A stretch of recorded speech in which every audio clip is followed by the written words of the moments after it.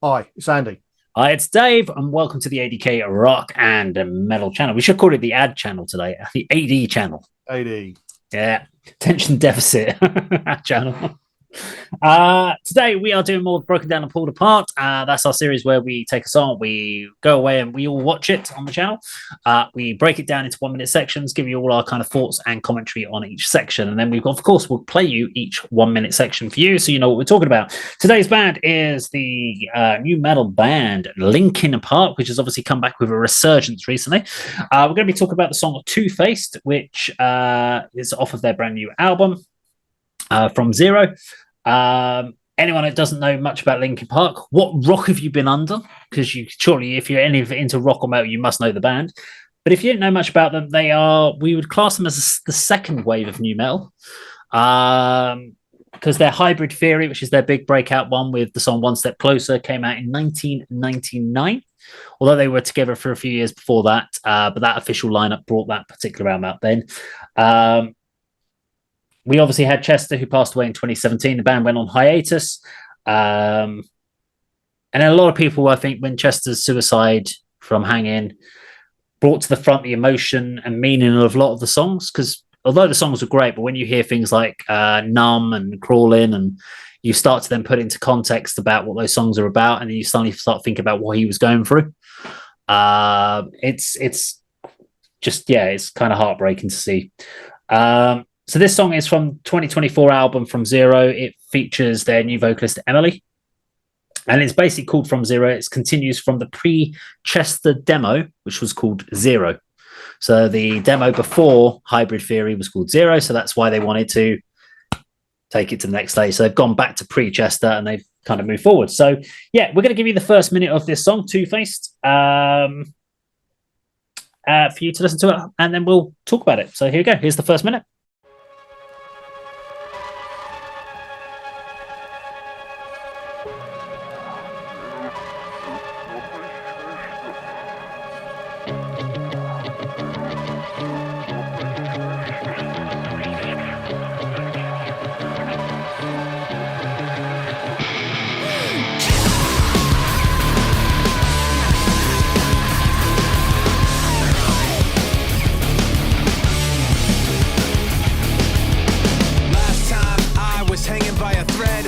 Say I'm not, but I'm in it over my head. That's when I figured out where it led. Beginning to realize that you put me over the edge. The truth's not rigid, your rules aren't fair. The dark's too vivid, the light's not there. I start to give in, but I can't bear to put it all behind. I run into it blind like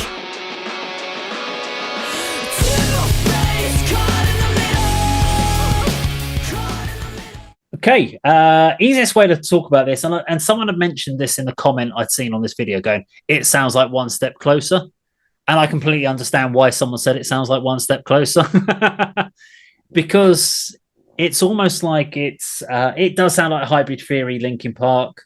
It sounds like One Step Closer. Question is was this an intentional thing where they went, we're going back to what we sounded like on Zero. We wanted to move forward from Zero, but we also wanted to give them a nod back to that classic sound. So we want to put a song out there that sounds like One Step Closer and give you a nod to it and give you that vibe, give you that energy. Because it doesn't exactly sound like, but it has the vibe of One Step Closer. It's got that breakdown on it.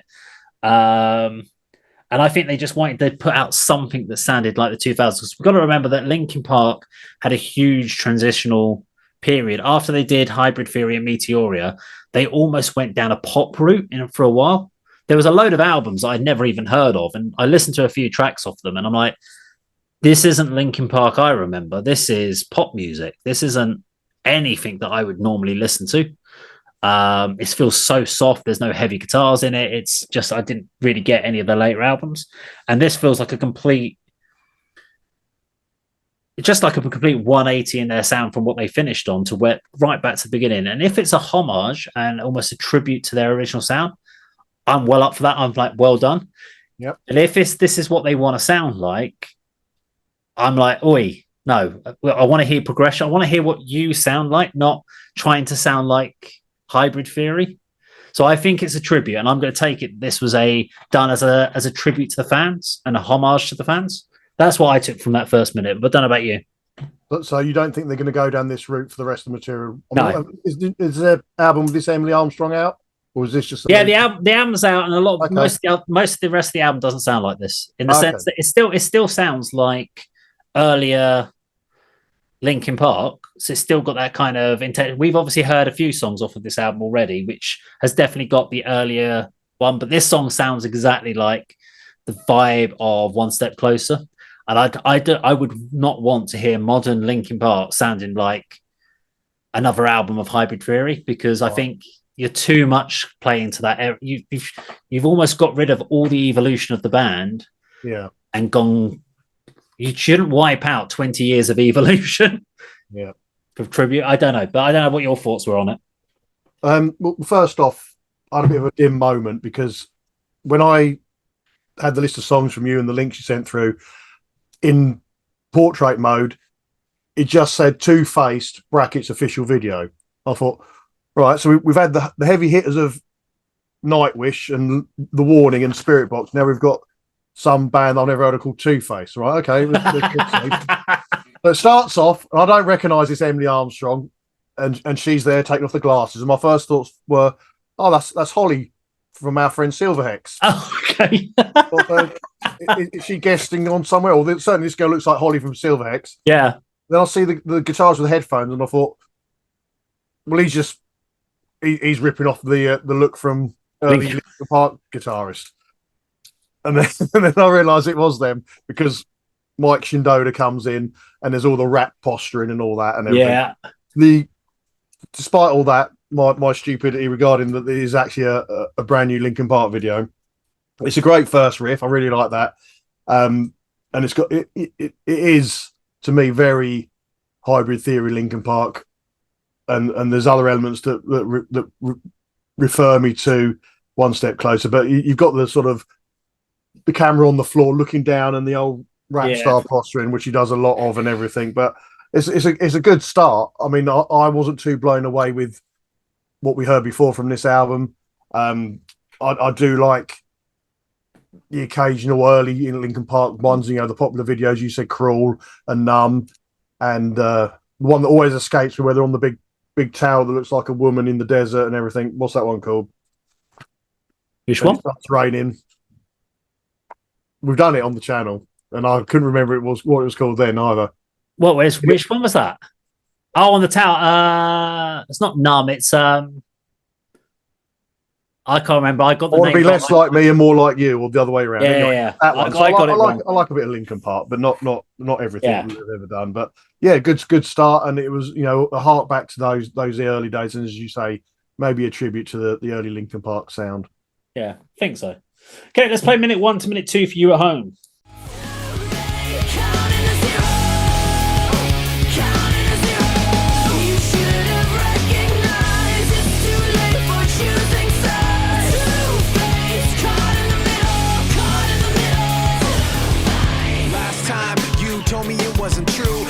Every finger at things that you didn't do, so that's why I kept missing the clues and never realized that the one that did it was you. The truth's not rigid, the rules aren't fair, the dark's too vivid, the light's not there. I start to give in, but I can't bear to put it all behind. I run into it blind like two-faced, caught in the middle, caught in the middle, too late, counting a zero, counting a zero. You should have recognized it's too late for choosing sides. Two-faced, caught in the middle, caught in the middle. I can't hear myself. Okay, we get the chorus. Do you know what it reminded me? The chorus on this song, it reminded me of a nursery rhyme. Did it? Yeah, there's an element of it. It's very hooky, but it's the way it flows. It's like I can't remember how the fucking chorus goes now. But it just, my notes were, it's like Ring a Ring of Roses and it's very rhythmical in a nursery rhyme sort of sense. I love the video of how the band are just vibing with each other, because it really makes you feel like it's a group of friends bonding together rather than being in their own spaces. I liked the fact they're all kind of moving amongst each other and having fun, and that's what you want to see from a new band. Yeah, I got that as well. And there's obviously some sort of, outtakes that were put in as well where they perhaps moved away from the script, from the performance element. But yeah, I like the Reservoir Dog suits. I've always liked that look, for myself and in performances and films and that, simple black suit, black tie and white shirt, Men in Black kind of look. But nothing much more to add to it other than, like you, very catchy, memorable chorus. Not catchy enough for me to, recreate it right now. But it seems at this point that we've got we've got a very familiar Linkin Park song structure. Like I said, harking back to those sort of hybrid theory days with Chester Bennington right at the beginning of the band's career, and those early single videos that I'm familiar with. I think the main difference I saw here was from the early stuff was obviously Emily's performance, partially vocally, but also in how she delivers her performance. Was if you look at her stuff that she's done with like Dead Sarah, the band obviously that she was doing before Linkin Park. I don't even know if she's still doing Dead Sarah. I'm assuming she wouldn't be, but I watched a few performances of Dead Sarah stuff, and she's much more of a punk vibe. She's got a real kind of punk rock attitude towards how she delivers things. Almost like a Courtney Love attitude to her stage presence and performance. So kind of a punk rock attitude, and I thought that came across in her overall performance and her attitude as whole, because she could have easily gone down the route of trying to mimic what Chester did in the band. But I think what's been really good is she's really put a stamp on her own style, in the sense of, yes, I'm singing for Linkin Park, and yes, I'm going to sing Crawl In and One Step Closer, and I'm going to sing all the classics, but we've got these new songs as well. But I'm also going to do the classics, but I'm still going to do it my way, whilst honouring and making sure I respect what Chester did. And having watched some of the live stuff, she's done that. She's made them her own whilst being respectful, which I think is good. Yeah, there's definite confidence about her in this performance. I mean, that's only music video to do. I know it's only music video, but she's definitely coming across very confident, and as you mentioned earlier, she looks very at home with these other five guys, and they look like they're a working cohesive unit rather than a band who've brought someone else in. They look like they're really enjoying being together on this music video. Oh, definitely. Yeah, yep. I'll pick that. Let's play the last minute and 6 seconds of the song. I can't believe it's only a 3-minute old song, which is really short. But yeah, last minute of the song for you at home. I can't hear myself think. I can't hear myself think. Stop yelling at me! I can't hear myself think. Stop yelling at me! Stop yelling at me! Stop yelling at me! Two things caught in the middle. Caught in the middle. Too late, counting to zero. Counting to zero. You should have recognized it's too late for choosing sides. Two things caught in the middle. Caught in the middle. Caught in the middle. Caught in the middle. Caught in the middle. Caught in the middle. Two things.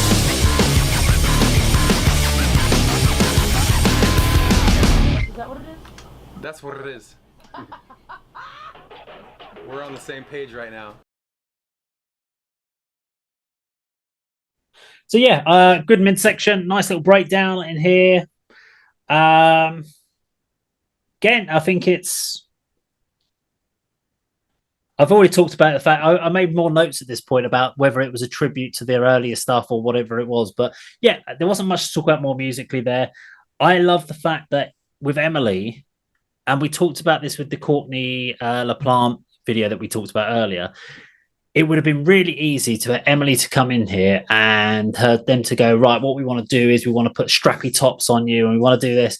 She's come in with like I'm one of the lads. If you watch her live, she's always like cargo pants and just stringy tops and whatever. She's comfortable in what she's delivering. She can look sensual. She can look like she's part of the team. She's part of the ground, but she's not using sex to sell, which would have been she didn't need to because it's Linkin Park. But I love the fact that she looks comfortable in what she's doing and she just feels part of it. And she hasn't had to rely on that to be part of the crowd. Because if you even go back to a good example of where record labels have put the pressure on for them to do that is if you go back to bands like OTEP. And back in the day when OTEP came out, so the singer from OTEP, who is called OTEP, she was told she had to keep her peroxide blonde hair curly, and she wanted to have it more stylized and stuff. And she worked out in the gym, but she always had to have like crop tops on, and that was the record label saying, no, we need you to look sexier because we need to bet their audience. Now, obviously, as they moved away from that label, she was like, screw you, and went back to how she wanted to be. But there are so many that maybe that's why it's great that labels are less involved nowadays, but there are still so many people that feel the need that to get noticed, you have to do that. And I like the fact that the singers we've talked about today, none of them have gone down that route. You can look sexy without over sexualizing your performances or your overlook. And I think that's getting that balance right is great. But yeah, great video. Loved it. I just loved the fact that it felt like whatever it is, 6 people got together in a warehouse and had fun for a day. And just had an absolute blast making this video, rather than you see some videos and you go, that looked like a chore for that band. They got through it and then they went home and probably didn't speak to each other for a couple of days because they were just like, I fucking had enough of you. But this looked like they probably went to the drinks afterwards and laughed and giggled about the whole day and just went, that was just really funny. Can we see the outtakes? Because the outtakes are going to be brilliant. Don't know. Final words from you? Yeah, absolutely agree with that last point. As I said before, they look like they're a unit and friends and really enjoying what they're doing. And that comes across in the video, which is good. Now, this sort of last minute or so, to me, is the closest analysis I can make to the One Step Closer reference. It's kind of like a spoken word delivery from Emily with a sort of simple sort of guitar, and it both intensified towards the end, which is exactly what One Step Closer did before it gets to the peak, and then you hear the DJ scratching, which is exactly the same as what happened on One Step Closer. So it is almost, as you say, a homage to those early Chester Bennington tracks. And they've done the right thing by not being the new old Linkin Park sound. They've obviously just done this on this song and possibly others, I don't know. But they've used elements, but this was the closest one to being an outright. What did you make of the sort of the final spoken message from Emily and Mike Shinoda? I can't remember exactly what they said, but it's almost like, we're here now. This is Emily. This is what she's going to do. This is what we're going to do. Accept it, fans, critics, whatever. Did you pick up on that? I didn't particularly pick up on it as far as commentary, but I think I would say that there've been a lot of critics right at the beginning. Yeah. But I think because of the way that Emily has gone into it and her honesty and how she's delivered the goods. I mean, it's one of those things like put up or shut up. And I think she completely put up and has delivered. And that should have silenced a lot of people. Yeah. I mean, she had a huge task. And, you'd have to be quite brave to sort of step into Chester Bennington's shoes and be the new vocalist of, the great band that is Linkin Park. So all credit to her. And, from what I've seen on this particular song anyway, she's, as you say, she's delivering. She's putting up. Yeah. I mean, there's a whole thing going on now, which is with Chester's son, and because he's not happy about this whole. Oh, fuck him. And he's now, there's a whole new thing now that in the thing about how the Linkin Park were invited to one of the P. Diddy parties on 2 occasions. This whole scraping the barrel for dirt. Yeah, I mean, come on, yeah, but probably half the popular people in the music industry were invited to a P. Diddy party. Just because you were in a room of something, you don't know what's going on in the back room. Who knows? But that was what P. Diddy did. You were there because you may have gone to the party. But yeah, it's a real kind of like struggling to actually come up with a reason. Because I think now most people have gone, look, do you know what? They've come in, they've been respectful about the whole thing. They've moved on. It's not like I don't know. I've never seen anything that said that Chester took his life because of the rest of the band. No, I'm sure not. No, because there's no evidence. Otherwise, that would be a slightly different issue. But if they've decided to move on and they've done it in the most respectful way, which is, I mean, it'd be worse if they'd hired someone in who was in a Linkin Park tribute band doing a Chester performance. Yeah, I mean, it's been 7 years or so. 7 years, yeah. So they've given it a relative time, and they've come back with the right time with the right lineup that makes sense. She wasn't even going to be involved in a Linkin. She was doing some stuff with Mike separately that wasn't meant to be Linkin Park, but it just evolved into it. So No, I I'm think all for them. And I think they treated the whole situation very respectfully. You Yeah. know, as you say, they could have jumped in a year later and got in a guy who looked and sounded like Chester Bennington. Isn't that what Static X did? They did, but again, they've done it in a way that they've done it as a tribute. I don't actually have a mind because the guy sings exactly like it, and they've done it in a mask. And they don't call him Wayne Static; they call him Zero, I think it is, and it makes sense. It's kind of a fun thing to see. Yeah, I actually don't mind it. Chester's son would have been extremely pissed off if they gone down that route. They And yeah, also, they've done it the right way, and they deserve to move on and progress as a band, and you know, carry on producing music and entertaining the fans. You know, you can't. No need to draw a line under it. They've allowed enough time to elapse, and they've done it all in the right way, I think. Exactly. I think so. I agree. Anyway, there we go. Linkin Park and Two Faced. If you enjoy what we put out today, please do like, share, and subscribe, and leave comments on the ADK Rock Metal website. And we will see you on our video sometime very soon. Take care.